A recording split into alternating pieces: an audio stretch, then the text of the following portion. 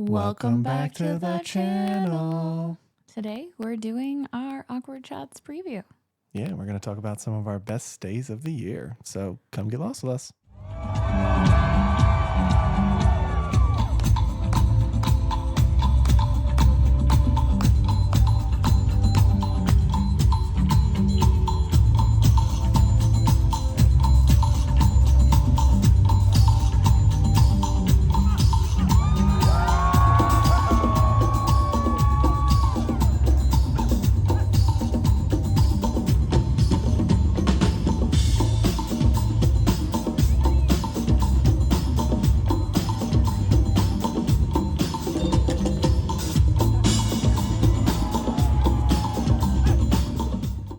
So our next section, we're going to talk about The next section. We're going to talk about our best days of the year, 2023. So do you want to start? Sure. Let's see where she goes here.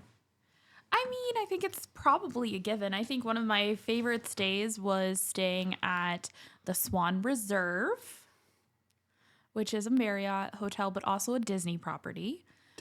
It's one of those partnerships that Disney has with Marriott, and I love Marriott. Hashtag please sponsor me. But it's a brand new property. It opened November of 2022, so when we stayed there this summer, it's really only had been open for 6 months. It's a smaller property compared to the Swan and Dolphin, because it's not as big or as expansive, but it's literally right across the street from the Swan and Dolphin. Yeah. So you can still take Swan and Dolphin transportation, which was about a 5 to 7 minute walk from the hotel. You can see it. You can see it from our room, was like how close it was. And you can just take the boats. And if you wanted to take the Skyliner, you just take the boat over to Epcot. Instead of going into Epcot, you take the Skyliner, and you can take that all the way over to Hollywood Studios if you wanted to. You can also use the minivans because it's a Disney property. You can use the minivans to get around. And they did have resort transportation there, but we actually didn't use that at all. We didn't use the buses to go to any of the resorts because that stay we were only going to Epcot for one day and just kind of enjoying being on property was kind of the goal for that visit. But it was a lovely stay. They put us in a suite. It was probably one of the best suites I've stayed in. It was roomy. It was spacious. My sister came and brought my niece, and we had plenty of room for them too. The food on property was at that particular hotel wasn't the greatest, but we were close enough that we got to go to Shula's. Shula's was fantastic, even after they changed the menu, and Epcot was really close by as well, and we really enjoyed our time at Epcot. And we also ended up at the Poly during those couple of days, and we ate at Ohana. We were busy that trip too, but yeah, that was probably one of my favorite days. Yeah, I got to say the room was nice, very spacious. I loved the working area that they had with the desk and stuff and the TV, and then we had 3 TVs in that room, guys. Yeah, 3 TVs, and the beds were comfortable. Yeah, it was which is unusual really comfortable for hotels. bed. And take it from hotel experts, comfortable beds are rare in the world of hotels. So, and the bathroom was pretty big. We had basically a little door for the toilet sink area, so you could have other people share that space. We had a corner room, so we had tons of light in that room because it was on a corner. Well, I feel like it has a lot of the benefits of staying at a Disney hotel, which is like a monorail hotel, which is like the Poly, Contemporary, Grand Floridian. It has those amenities that you'd like from those, but it also has the quietness that you don't get at those hotels because the lobbies in those are constantly bustling, especially like the Contemporary. There's literally a monorail going through it, and you get like this quietness to there that definitely echoes into the rooms. You get decent views of fireworks, not the best on property, I don't think, but they were okay. And then just the amenities that it had, other than the food was meh. If you actually went over to the Swan and Dolphin, there was good food there. Just there wasn't good food at the actual reserve, which was sad, but not the worst thing. I do think that it was the best day between the room service, between the hotel staff, the cleanliness of the hotel, the freshness of the room, and the niceness of the room. And then you combine it with just the proximity to Disney. I think that was probably the best day that we had this year. And I think the cool thing too was I had leveled up Level up, in level up, level Marriott. up. And so because of the tier that I am with Marriott, we got a whole 6-pack of beers. Yeah. We got a huge bag of pretzels and beef sticks.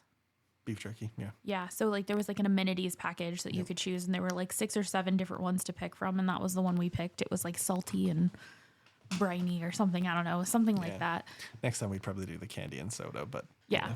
It was fun. It was a lot of fun. The pool was smaller, but it was chill. They had cabanas there too. You could rent a cabana if you really wanted to. But again, just from my personal taste, there wasn't anything food wise at that hotel that I liked. So I don't know that if I stayed there again, I would get a cabana, because there were plenty of places for us to sit, and there was plenty, like it was easy to get drinks from the bar. The pool bar was right there. They had live music down at the pool too, which I thought was interesting. Yeah. We did have to cut it short because the weather rolled in, but that's a Florida issue. That's kind of an average Florida issue. I loved it. I mean, I honestly, to have such a nice staff and such a nice hotel, you rarely get those combos in the hotel world right now. Most of the time, it's either like one or the other, and you're just going to be disappointed with one thing or another that's happening. But at least with here, it was decent. So what was your favorite stay this year? Oh, I think probably one of my more interesting stays would be New York City. I thought that was a very interesting stay. Oh, the hotel in New York City? Trying to get to the room was an experience in itself, because at times you couldn't even get on the elevator. And then at other times, it wouldn't be a problem. So that was interesting. But I just liked the views. It was kind of interesting being in a big city, being able to see like everything out there. The rooftop bar. We were right next to the Lincoln Tunnel. So if you want to, just to give you an idea where it is, that doesn't make it great, but that's just where it was located. And it was like it was pretty close to a lot of the stuff that we wanted to do. The hotel staff was typical New Yorkers, but the guy who was doing the car service as well as like taking your bags up to the room and stuff, the bellhop, he was fantastic. They were fantastic. Yeah, and we ended up getting a driver for our second day there. I think we paid like $400 or $500 for 8 hours. Yeah, wasn't bad at all. And we were in an SUV. Like he everything took us everywhere we needed to go. Yep. And I think that was the best way to see the city, because he knew what we were talking about when we were like, hey, we want to go here. Like he knew except for Tiffany's. And that was only because there's multiple Tiffany's locations, and we did kind of have to like drive around for a quick second to find it. Unfortunately, I didn't 100% know where it was either.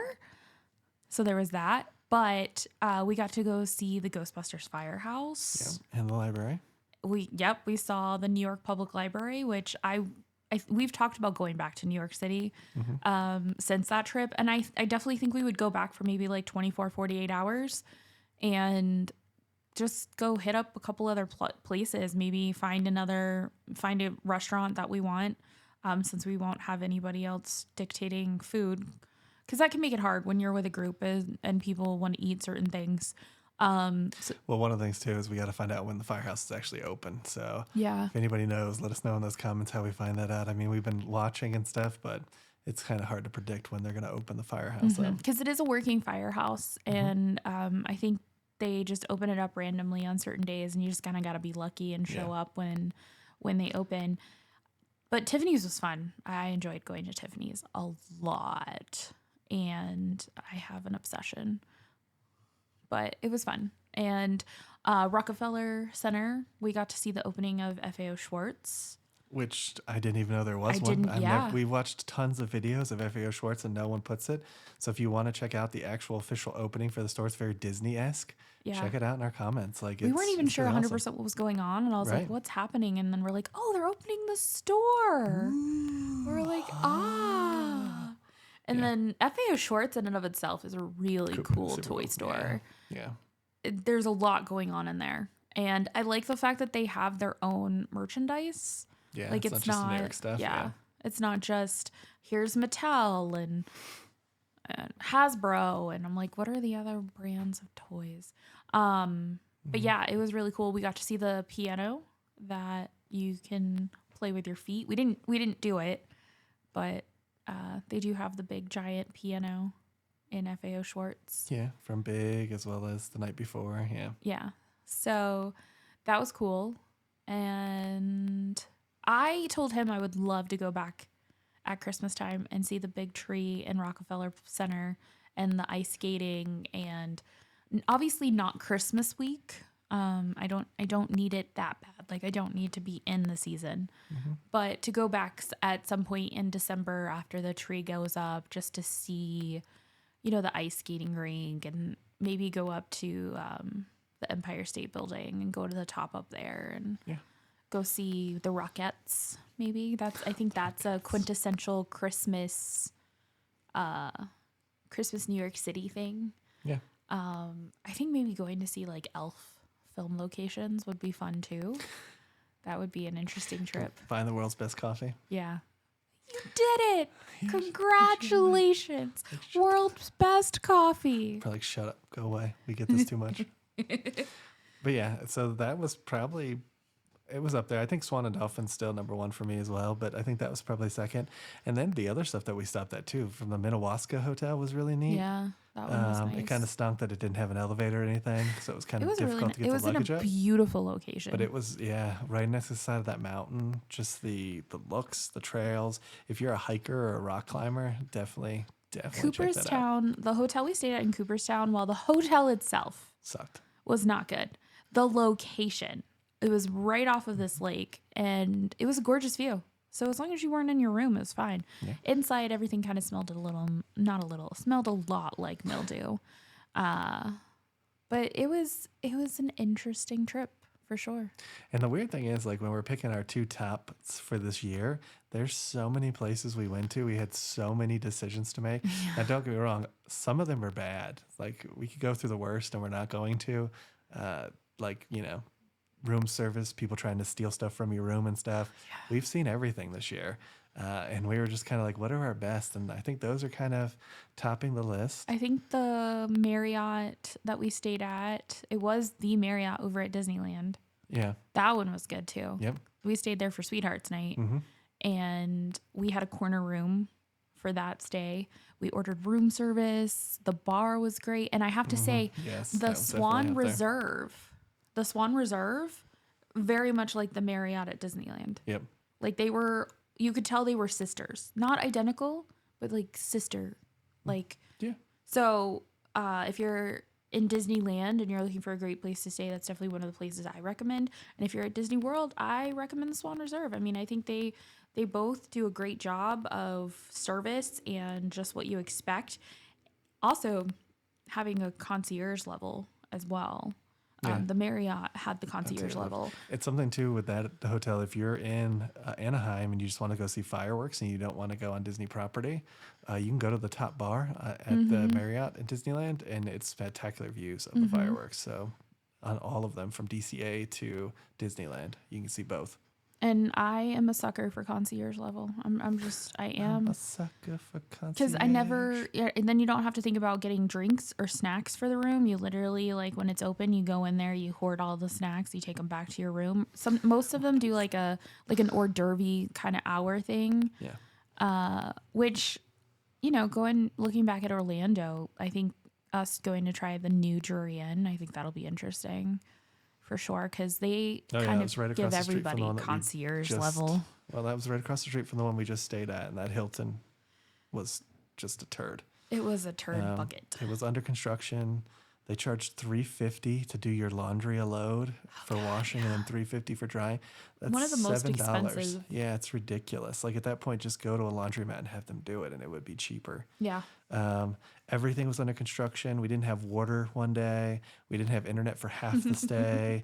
It was not a good stay. Yeah, like Gary said, we've seen a lot this year. Yeah. We've experienced a lot this year. I mean, I had a lovely flight that was full of farts this year. Yeah. Where I thought I was literally going to die on that flight. I was so sick to my stomach. And yeah, that was interesting to say the least. We've seen a lot. And we're looking forward to 2024 bringing even more craziness. I'm excited for 2024. I think it's going to be a whole new chapter for us. We never stay the same and we're never in the same place for too long. We're always looking for what's home for us. Yep. And we're lucky enough that we have the opportunity to pack up our life and move and go other places. I think we're lucky that we can do that, and it affords us the chance to experience new things, go to new places, and just try to be different. So next year there's going to be a lot of that. Yeah. So stay tuned. Awkward Chats will be coming back next year. Yeah. And we talk about all of our fancy adventures. The craziness. Yeah, we're gonna sit down and start a whole new year. Start a whole new chapter in this book. So if you're watching on YouTube, make sure to like this video. Make sure you hit that subscribe button. And ring that notification bell so you get notified when we do at least 3 videos a week. And we will come and get you guys for the next one. Ain't that the truth, baby Ruth? And to those listening on the podcast, thank you for listening. Happy holidays. Hope to see you next year. And I hope your year is as good as ours. Yes. See you next time. Happy holidays and happy new year. I hope you guys have a wonderful, blessed 2024.